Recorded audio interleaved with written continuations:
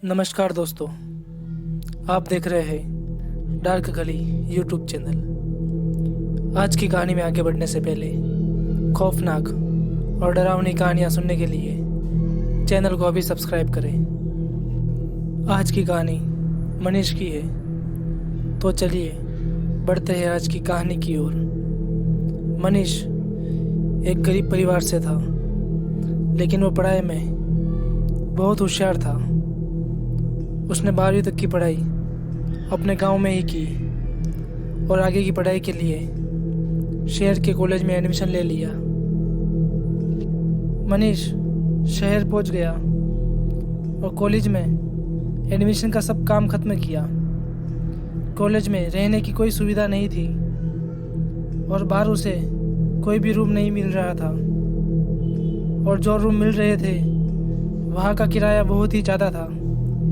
मनीष शाम को थक हार कर फुटपाथ पर बैठा था। तभी एक अजनबी आदमी उसके पास आकर बैठा और वो दोनों बात करने लगे। बातों बातों में मनीष ने उस आदमी को अपनी सारी बात बताई तो वो आदमी बोला, आगे एक घर खाली है और उसका किराया भी कम है। मनीष उस आदमी के बताए पते पर पहुंच गया और वो देखता है कि घर काफ़ी पुराना है और काफ़ी अजीब लग रहा था। घर 2 मंजिला था। उस घर के आसपास दूसरा कोई घर नहीं था। सब घर काफ़ी दूर थे। मनीष ने इन सब बातों पर ध्यान नहीं दिया। उसे तो बस कम किराए पर घर चाहिए था। मनीष ने बाहर लगे बोर्ड से मकान मालिक को फ़ोन किया और सब कुछ फिक्स कर लिया। मकान मालिक आकर मनीष को चाबी देकर गया। मनीष ने घर के अंदर देखा तो घर में बहुत गंदगी थी। मनीष ने घर की साफ सफाई चालू की। लगभग 2 दिन लगे मनीष को पूरे घर की साफ सफाई करने में, तब जाकर घर रहने लायक हुआ। घर के आसपास कोई भी दूसरा घर नहीं होने के कारण मनीष के घर में काफ़ी शांति रहती थी, और पता नहीं क्यों पूरे घर के अंदर से ठंडक रहती थी और घर की दीवारों में से अजीब बदबू आती थी। लेकिन मनीष ने कभी भी इन बातों पर गौर नहीं किया। एक दिन मनीष शाम को आया और खाना खाने के बाद सोने चला गया। रात के तकरीबन 1 बज रहे थे। तभी मनीष के घर की छत से ज़ोर ज़ोर से आवाज़ आने लगी, जैसे छत पर पहाड़ गिर गया हो।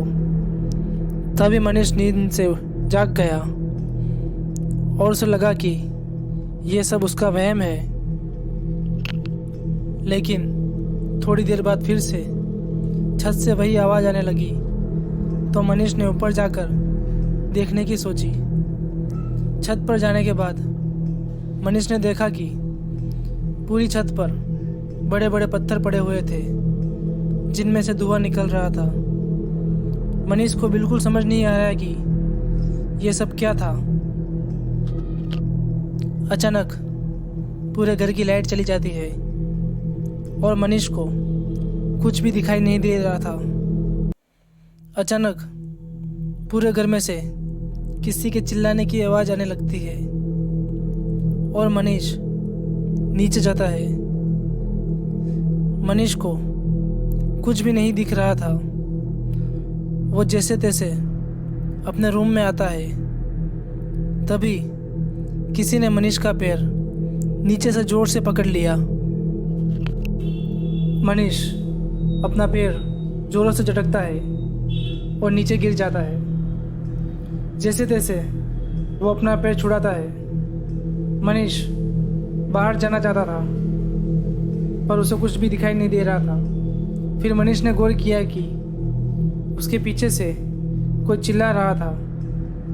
मनीष ने पीछे मुड़ के देखा तो उसे लाल बड़ी आंखें दिखी। उन आंखों में से मानो गर्म लावा टपक रहा हो। मनीष के हाथ पैर सुन पड़ गए थे और वो अपनी आंखें बंद कर कर जोर से चिल्लाता है। तभी लाइट आ जाती है। मनीष ने जब अपनी आंखें खोली और देखा तो उसके सामने कोई भी नहीं था, लेकिन पूरे कमरे में बड़े बड़े पंजों के निशान दिखे और मनीष के पैर पर जहाँ से उस शैतान ने उसका पैर पकड़ा था वहाँ से उसका पैर जला हुआ था और मनीष का पूरा शरीर बुखार से जलने लगा।